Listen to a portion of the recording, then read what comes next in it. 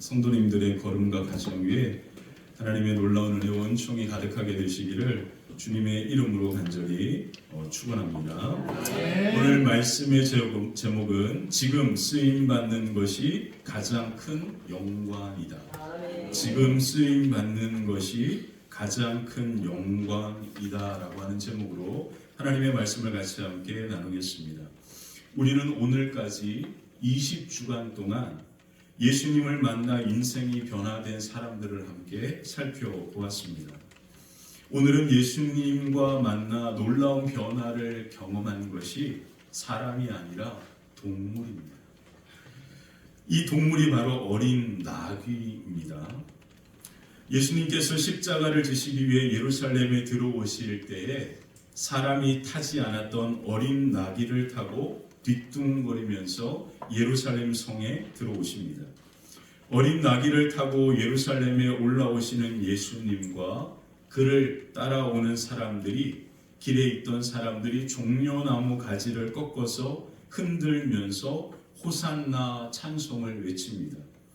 여기에서 유래하여 오늘을 종려주일, palm Sunday라고 그렇게 이야기합니다. 요한복음 12장 13절에 보면 그 찬양의 소리가 이렇게 우리에게 기록되어져 있는데요. 그 찬양의 소리를 같이 한번 볼까요? 13절입니다. 종려나무 가지를 가지고 맞으러 나가 외치되 호산나 찬송하리로다. 주의 이름으로 오시는 이 곧 이스라엘의 왕이시여 하더라. 아멘. 이 말을 오늘 우리가 쉽게 우리말로 조금 바꿔보면 호산나, 예수님은 메시아 만왕의 왕이십니다 라는 뜻입니다. 호산나라고 하는 이 단어는 히브리어입니다. 이 히브리어 두 단어가 합쳐진 말인데 구원하소서라고 하는 의미의 호시아라고 하는 말과 제발이라고 하는 간절한 마음을 표현하는 나가 합쳐진 말입니다. 그래서 히브리어는 호시아나라고 그렇게 표현하는 거예요. 근데 이 호시아나가 변화되어서 말하기 쉽게 호산나로 바뀐 겁니다. 이 호산나, 이 말의 뜻은 그러므로 제발 나를 구원해 주십시오 라는 뜻입니다. 호산나, 이게 무슨 뜻이라고요? 제발 나를 구원해 주십시오. 그래서 이스라엘 백성들은 이 호산나라고 하는 이 외침을 예수님께 외치면서 로마로부터 자신들을 구원해 달라고 하는 바람과 원함이 있기도 했겠지만 그들의 삶의 형편과 환경에 대한 구원에 대한 원함도 있었다라는 것을 알 수 있습니다. 결국 이 호산나라고 하는 이 외침의 소리는 오직 예수님만이 우리를 구원하시는 유일한 분이신 줄 믿습니다라는 고백이겠죠. 그래서 호산나, 예수님의 십자가 구원의 은혜와 은총을 그렇게 이스라엘 백성들을 외친 겁니다. 그러므로 오늘도 이 호산나, 이 우리 종려주일에 나귀 타고 오신 주님으로 말미암아 오늘 저와 여러분들의 걸음과 가정 위에도 하나님의 구원의 은혜와 은총이 가득하게 되시기를 주님의 이름으로 간절히 축원합니다. 그래서 종려주일은 우리의 마음의 문을 여는 날입니다. 우리의 마음의 문을 활짝 열고 바로 우리의 마음에 누구를 모셔드리는 거예요?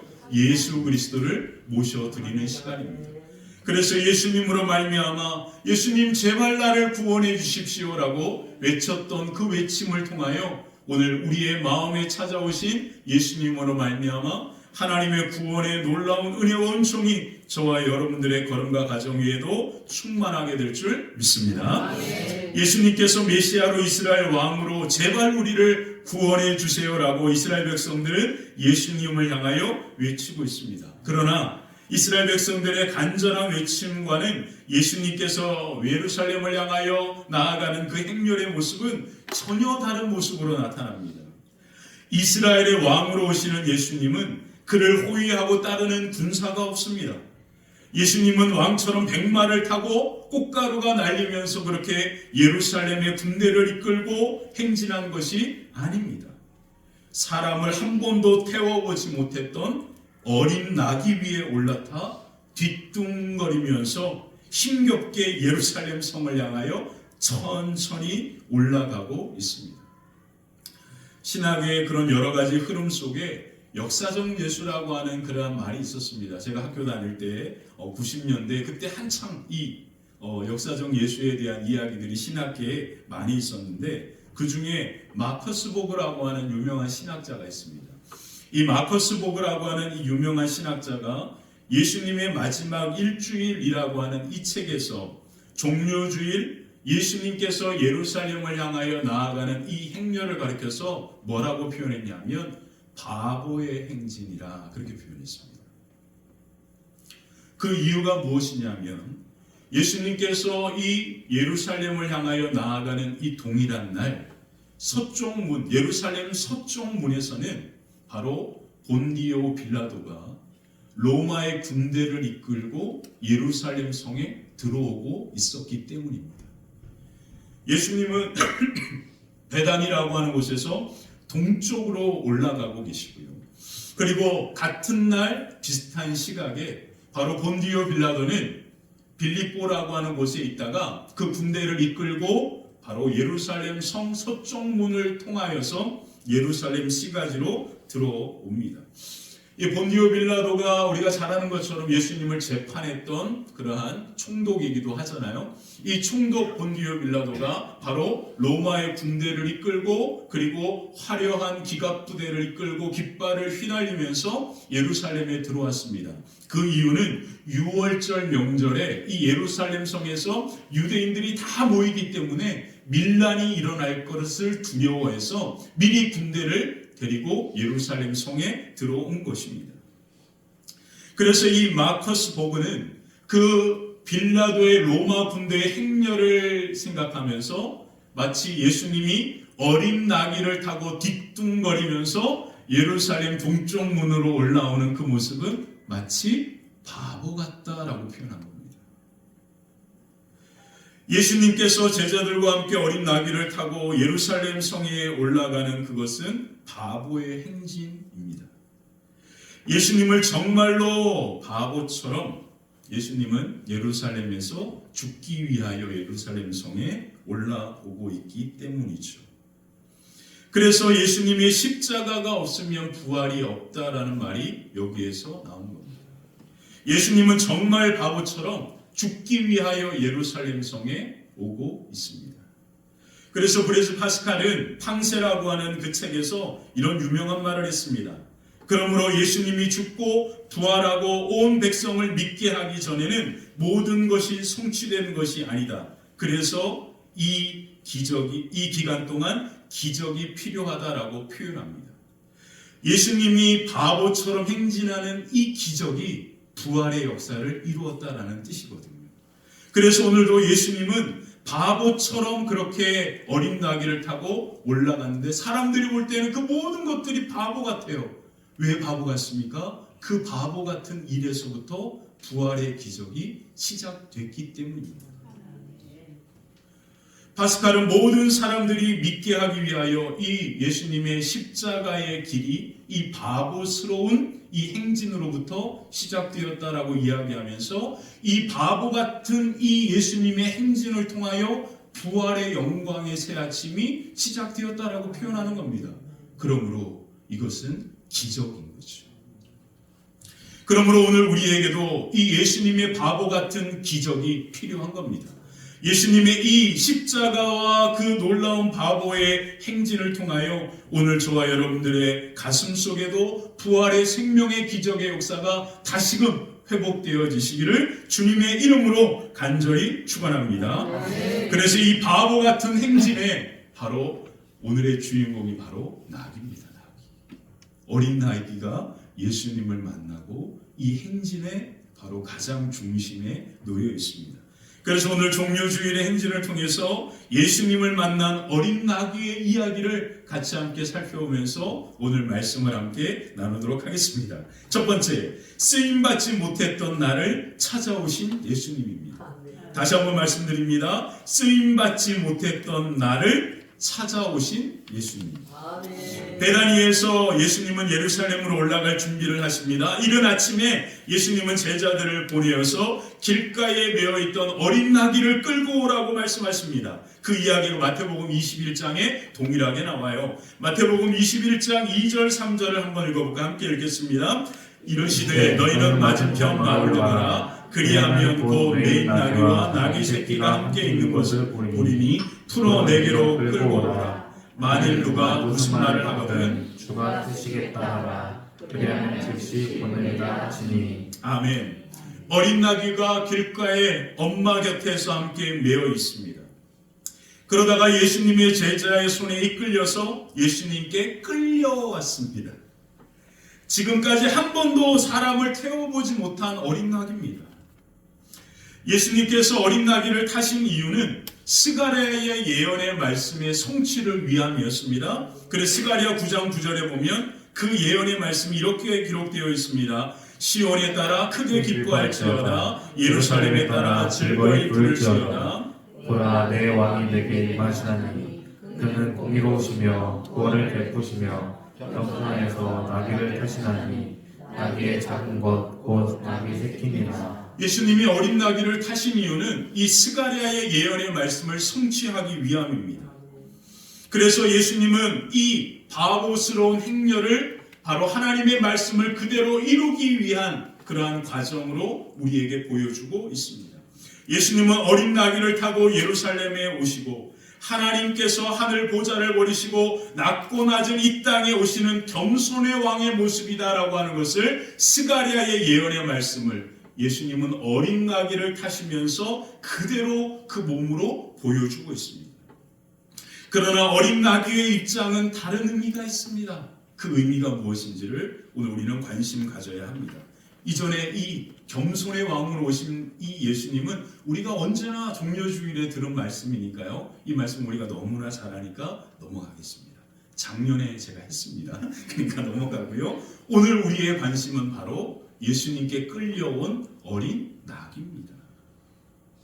모세오경에 보면 나귀는 부정한 짐승에 분류됩니다.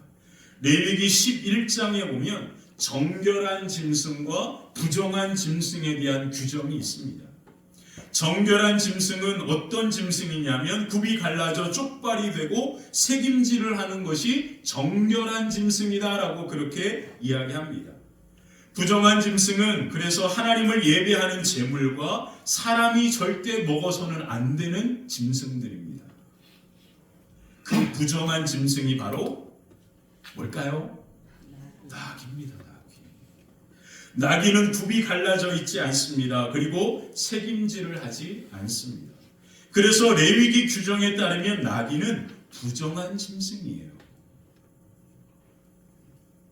그래서 레위기 11장에 이 정결하고 부정한 짐승에 대한 이야기를 쭉 하나님께서 모세를 통하여 하시면서 그 레위기 11장의 결론이 이와 같습니다. 한번 읽어볼까요? 함께 읽겠습니다. 나는 여호와 너희의 하나님이라. 내가 거룩하니 너희도 몸을 구별하여 거룩하게 하고 땅에 기는 들짐승으로 말미암아 스스로 더럽히지 말라. 나는 너희의 하나님이 되려고 너희를 애굽 땅에서 인도하여 여호와라. 내가 거룩하니 너희도 거룩할지어다. 레위기의 주제의 말씀입니다. 내가 거룩하니 너희도 거룩해라. 그 앞에 뭐라고 되어 있어요? 그래서 부정한 짐승은 으로 말미암아 너희 스스로를 더럽히지 말라고 그렇게 이야기합니다. 나귀는 이때부터 이스라엘 백성들에게는 어떤 짐승이에요? 부정한 짐승이었습니다. 그래서 이스라엘 백성들이 이 나귀를 가까이 하지 않는 짐승이었다라는 거예요. 예수님은 이 부정한 짐승 그리고 한 번도 사람을 태워보지 않았던 이 어린 나귀를 타시고 어디를 향하여 올라가십니까? 십자가를 지시기 위하여 예루살렘을 향하여 올라갑니다. 지금까지 이 어린 나귀는 한 번도 하나님 앞에 쓰임받은 적이 없습니다. 하나님을 예배하는 제물로도 그리고 사람들에게 그 나귀가 귀한 것으로 쓰임받지 못했던 단지 그렇게 어깨 위에 평생 동안 짐만 지었던 그렇게 사람들이 가까이 하지 않았던 부정한 짐승이었습니다. 근데 예수님은 이 어린 나귀를 택하십니다. 그리고 이 어린 나귀 위에 올라타시는 거예요. 그리고 그 어린 나귀 위에 뒤뚱거리는 그 뒷모습을 사람들이 조롱하고 바라보는 그 가운데 예수님은 그 나귀 위에 타셔서 예루살렘 성 십자가를 향하여 하나님께서 예수님께 허락하신 사명의 길을 그렇게 묵묵히 걸어가고 있는 겁니다. 예루살렘을 향하여 가는 예수님의 행진에서 가장 큰 영광을 맛본 것은 과연 누굴까요? 여러분 누굴 겁니까? 나귀입니다. 부정하여 어느 누구도 관심 두지 않았던 그 나귀를 예수님이 선택하시는 순간 바로 이 나귀는 가장 큰 영광을 맛보고 있다라는 사실을 오늘 성경은 우리에게 말하고 있습니다. 예수님께서 한 어린 나귀를 보시고 그 위에 올라타시고 예루살렘을 향하여 올라가신 것처럼 지금 예수님께서 우리를 보시고 우리를 쓰시는 것이 우리에게 가장 큰 영광이 되어야 할 줄 믿습니다. 그러므로 지금 우리가 주인의 쓰심에 합당하게 쓰임받는 것이 가장 큰 영광이 되어야 하는 겁니다. 홍가람이라고 하는 가수가 나는 반딧불이라고 하는 노래를 불렀습니다.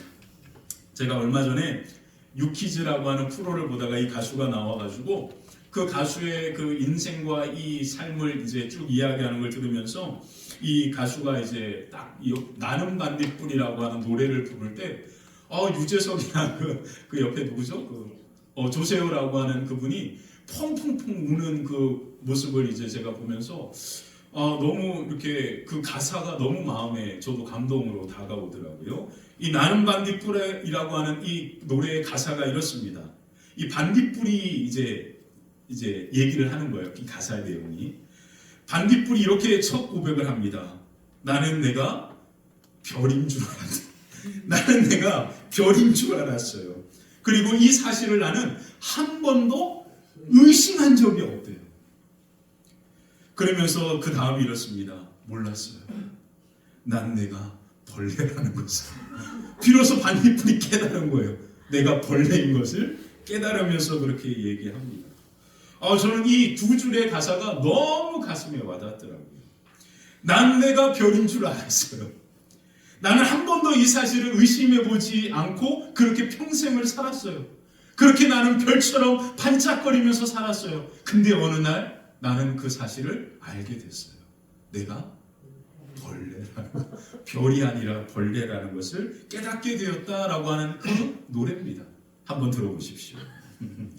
반딧불이 별인 줄 자신이 알고 그렇게 평생 그렇게 빛을 발하면서 그렇게 날아다니면서 그렇게 밤마다 빛을 발했다라고 그렇게 이야기합니다. 근데 이 노래에 이 반딧불이 했던 이 고백의 마지막이 뭐냐면 내가 벌레인 줄 알면서 마음이 완전히 무너져 내렸는데 이 반딧불이 이렇게 이야기합니다. 그래도 괜찮아, 난 눈부시니까. 이런 얘기를 합니다. 이 짧은 말에 엄청난 의미가 담겨 있다라고 저는 생각합니다. 이 말이 뭡니까? 나는 비록 벌레 반딧불이지만 난 오늘도 여전히 내 꼬리를 통해서 밝게 빛을 발하고 있다. 그래서 난 괜찮아. 난 여전히 오늘도 그 영광스러운 일을 지금 하고 있으니까. 저는 이 반딧불의 이 노래를 들으면서 너무 감동이 왔어요. 왜냐하면 우리가 살아가는 세상은 끊임없이 네가 누구냐라는 것을 우리에게 증명해 보이라고 이야기하잖아요. 그리고 별이 아닌데도 별이 되려고 그렇게 노력하잖아요.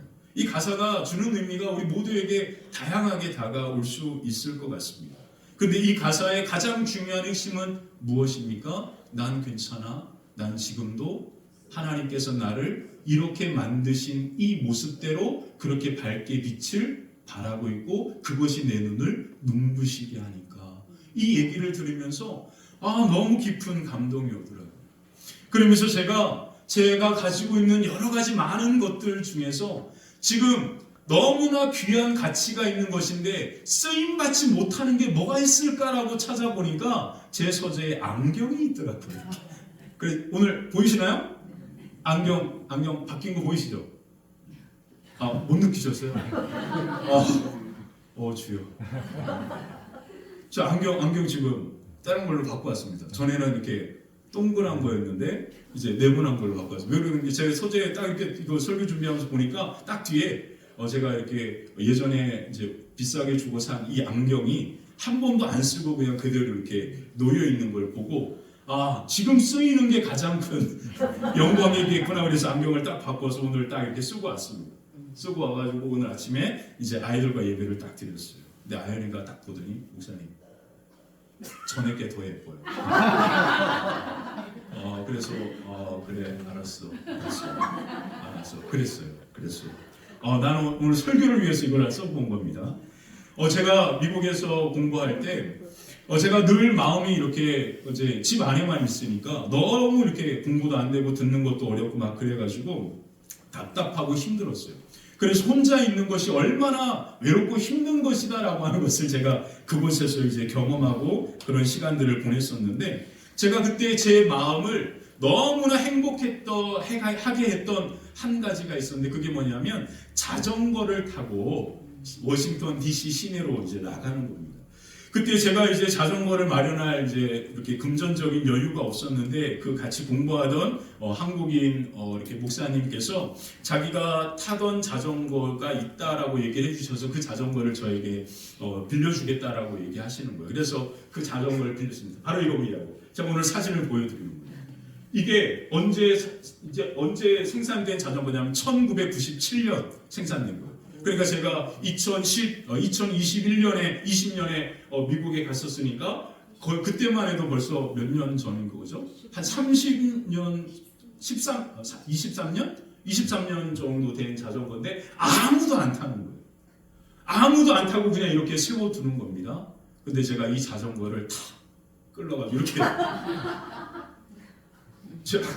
보이시죠? 이 자전거를 타고 이제 워싱턴 DC를 딱 나가는 겁니다. 제가 이 자전거를 타고 제가 이거 보여드리려고. 워싱턴 DC에 벚꽃이 너무 유명합니다. 제가 이 아무도 타지 않는 이 자전거를 끌러가지고 제가 자전거를 끌고 이 자전거가 저 때문에 워싱턴 DC를 이렇게 달렸어요. 여러분도 이렇게 보는 거예요. 이 자전거 덕분에. 안 가보셔도 돼요. 제가 보여드릴게요. 여기가 얼마 전에 비행기와 헬기가 충돌해가지고 이제 떨어졌던 그 강이고요. 이 자전거길. 저 앞에 멋진 자전거들 막 가잖아요. 제가 그 옆에 막 따라서 이 자전거 타고 가니까 저기 가는 저 아저씨들이 저를 보고. 와. 자, 여기까지.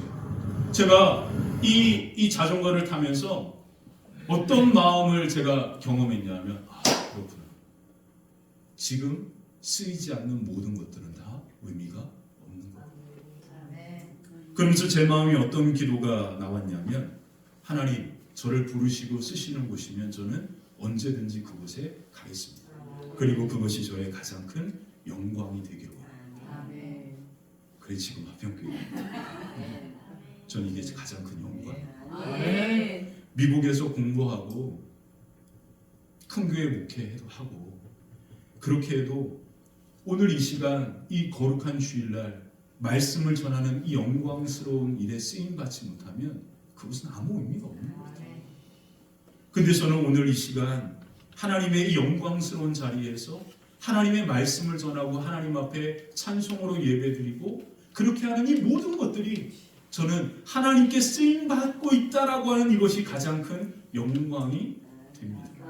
사랑하는 성도 여러분, 어린 나귀가 어느 누구도 그에 대하여 관심 갖지 않았던 그 부정한 짐승이었던 나귀가 예수님께서 그를 택하시고 그를 타고 올라가시는 그 순간 그 나귀는 가장 영광스러운 쓰임받는 그러한 나귀였다라는 사실을 우리에게 말해줍니다. 그러므로 지금 쓰임받지 않으면 우리는 아무 의미가 없는 겁니다. 오늘 이 시간 저와 여러분들은 거룩한 예배자로 쓰임받고 있는 겁니다. 그러면 이것이 여러분들에게 가장 큰 영광이 되기를 원합니다. 그리고 저도 지금 가장 큰 영광스러운 자리가 이 자리가 되고 그리고 지금 쓰임받는 것이 우리의 가장 큰 기쁨이 되시기를 주님의 이름으로 간절히 축원합니다. 자, 두 번째, 죽기 위해서 걸어가는 바보 예수를 보았습니다. 죽기 위해서 걸어가는 바보 예수를 보았습니다. 어린 나귀는 예수님을 태우고 예루살렘 성을 향하여 올라갑니다. 어린 나귀는 예수님의 바보 같은 모습을 가장 가까이에서 바라보고 있습니다. 그리고 그 바보 같은 예수님과 함께 십자가의 길을 걸어갑니다. 예수님께서 예루살렘에 오신 것은 단 하나, 십자가에서 죽기 위해서입니다. 이것을 바보스럽다라고 표현하는 거예요. 그 말씀을 요한복음 12장 24절은 이렇게 표현한 거죠. 우리 24절 같이 한번 읽어볼까요? 내가 진실로 진실로 너희에게 이르노니 하늘의 밀이 땅에 떨어져 죽지 아니하면 하늘 그대로 있고 죽으면 많은 열매를 맺느니라. 아멘. 죽어야 뭐 한다고요? 열매를 맺는다. 죽어야 다시 살아난다. 이 말은 이 세상을 살아가는 모든 사람들에게 바보 같은 얘기입니다. 사람들은요, 다 죽지 않고 살기 위해서 열심히 운동합니다. 살기 위해서 식단도 조절합니다. 살기 위해서 영양제도 꼬박꼬박 챙겨 먹습니다. 살기 위해서 선크림도 무지 많이 바릅니다. 그리고 살기 위해서 매년마다 뭐 하는 거예요? 건강검진을. 다들 조금 더 젊게 건강하게 오래 살기 위해서 그렇게 살아가잖아요.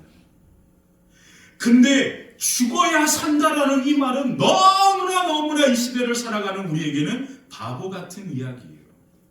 그러나 예수님은 죽기 위해서 예루살렘에 어린 나귀를 타고 올라가시는 겁니다.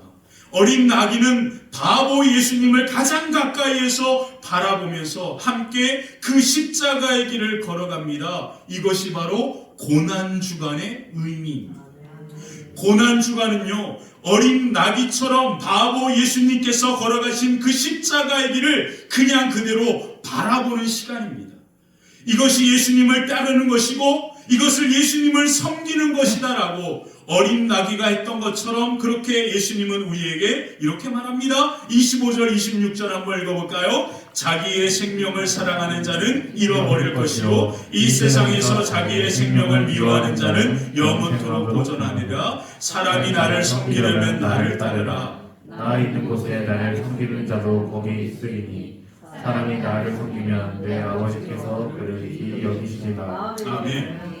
예수님의 십자가의 길을 바라보는 것을 통해서 영원한 생명이 우리 안에 역사하는 줄 믿습니다. 하나님께서 우리를 영광스럽게 하시는 놀라운 은혜가 우리 가운데 임하게 될 줄 믿습니다. 그리고 예수님이 뭐라고 말씀하십니까? 나를 섬기면 내 아버지께서 그를 뭐 하신다? 귀하게 여기신다. 예수님을 섬기는 것이 뭡니까? 나를 따르는 것, 예수님과 함께 걸어가는 것, 어린 나귀가 예수님을 태우고 갔던 것처럼 그렇게 바보 예수님을 바라보는 것입니다. 어린 나귀처럼 오늘도 우리가 예수님의 십자가를 바라보고 깊이 생각해 보는 것이 바로 고난주간을 보내는 우리의 모습이 되어야 하는 것이죠. 함석헌 선생님이 쓰신 1958년도 8월에 사상계라고 하는 잡지에 실린 칼럼이 있습니다. 그 칼럼의 제목이 생각하는 백성이라야 산다라고 하는 제목의 칼럼입니다. 1950년대 한국 사회가 마치 지금과 똑같아요. 부조리와 집권층의 무능과 부정부패 여러 가지 많은 문제점들에 대해서 이야기하면서 이 함석헌이라고 하는 분이 칼럼에 이 나라 이 민족에 대하여 칼럼에 그렇게 이 생각하는 백성이라야 산다라고 하는 이 칼럼을 실었습니다.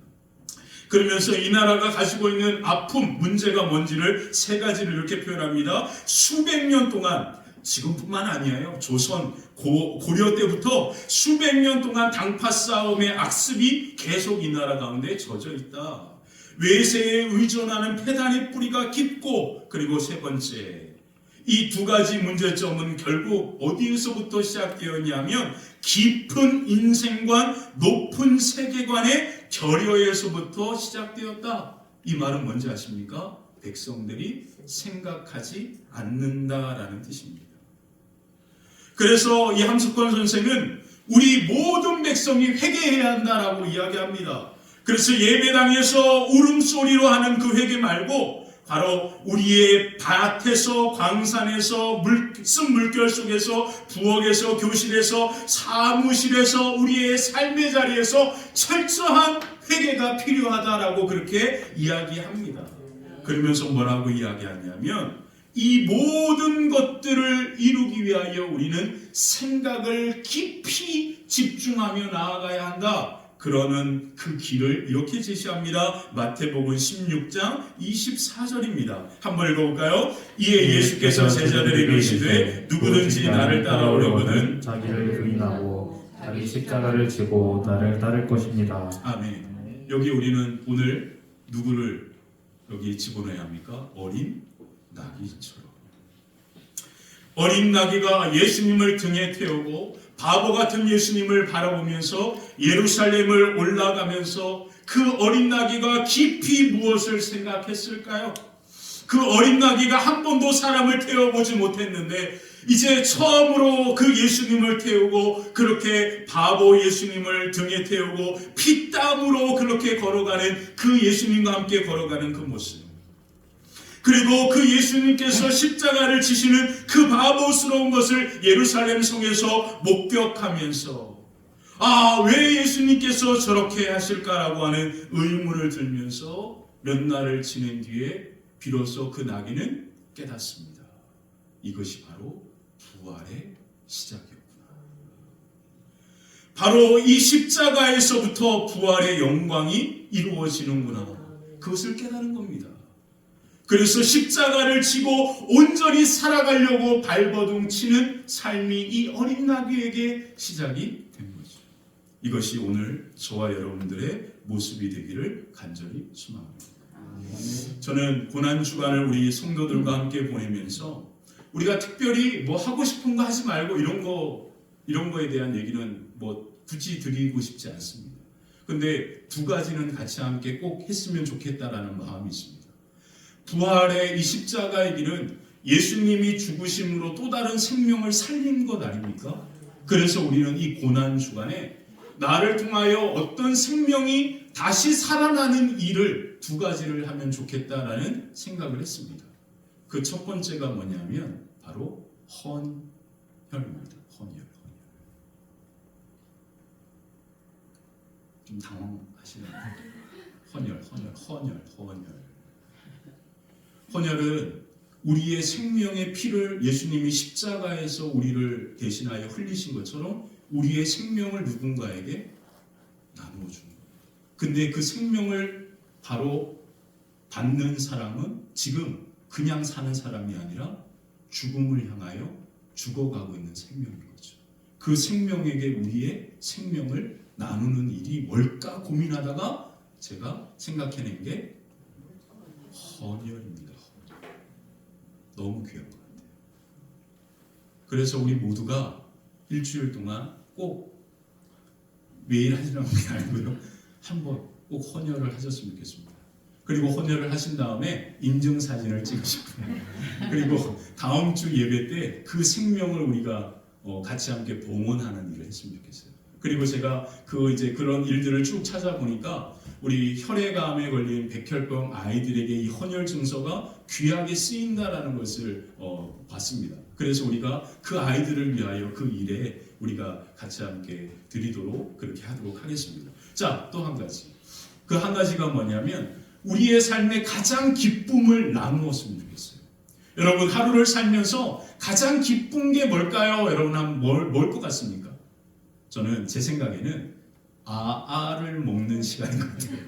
밥 먹고 시원하게 아아를 한 잔 딱 마실 때 우와 이게 행복이지 이렇게 생각하죠. 이 아아를 먹는 행복을 누군가와 함께 좀 나눴으면 좋겠어요. 그래서 매일같이 이 한 번의 아아를 줄이시고 이 아하만큼의 이 재정을 잘 모으셔서 부활절 헌금으로 이 기쁨을 하나님 앞에 드리는 시간을 갖도록 하겠습니다. 그리고 이것이 저희가 우리 같이 함께 여성교회 분들께서 너무나 귀하게 마음을 주시는 감동을 주신 게 뭐냐면 산불로 모든 삶이 다 무너진 그 분들을 위해서 작은 그러한 마음들을 모은다라는 얘기를 들었는데 같이 함께 그곳에 쓰일 수 있도록 우리가 함께 그 생명을 또 살리는 일에 쓰임 받았으면 좋겠습니다. 이 두 가지 여러분들 하실 수 있으시겠죠? 네. 하실 수 있으시겠죠? 네, 헌혈하는 그 센터는 저기 상동에 가면 찾아보시면 다 있습니다. 상동에 가시면 전철 타시면 금방 갔다 오시니까 다녀오시고요. 헌혈 꼭 하셔가지고 꼭 인증 사진을 찍어서 저한테 꼭 보내주셨으면 좋겠고 함께 이렇게 하시는 일에 쓰임 받았으면 좋겠습니다. 너무 중요한 것 같습니다. 그래서 고난 주간은 우리가 어린 나귀처럼 그냥 예수님을 그냥 생각하고 바라보는 시간입니다. 그리고 그 중에 나도 어떻게 생명을 누군가에게 흘려보낼까라는 것을 생각하면서 그 한 가지 일들을 감당하면서 제가 추천해드리는 이 부분들을 감당하셔도 됐고 더 감동적인 또한 일들이 있으시면 그러한 부분들을 감당하시면 좋을 것 같습니다. 그래서 히브리서 기자는 우리에게 이런 말을 합니다. 우리 같이 함께 히브리서 12장 2절 말씀을 한번 읽어보겠습니다. 함께 읽겠습니다. 믿음의 주여 또 온전하게 하시는 이는 예수를 바라보자.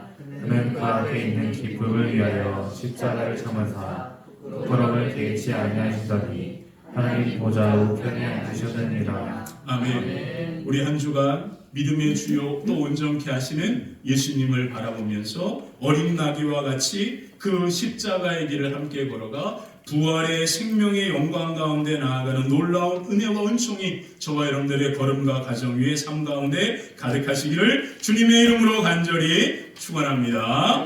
기도하겠습니다.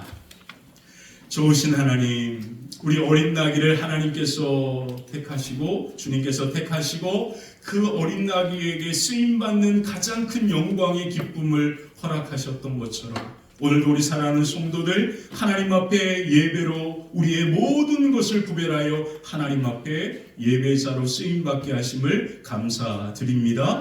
우리의 예배를 하나님 홀로 영광 받아주시고 오늘 이 시간 하나님께서 주시는 놀라운 귀히 여기시는 역사와 그 은혜가 우리 사랑하는 성도들의 걸음과 가정 위에 충만하고 가득하게 하여 주시옵소서.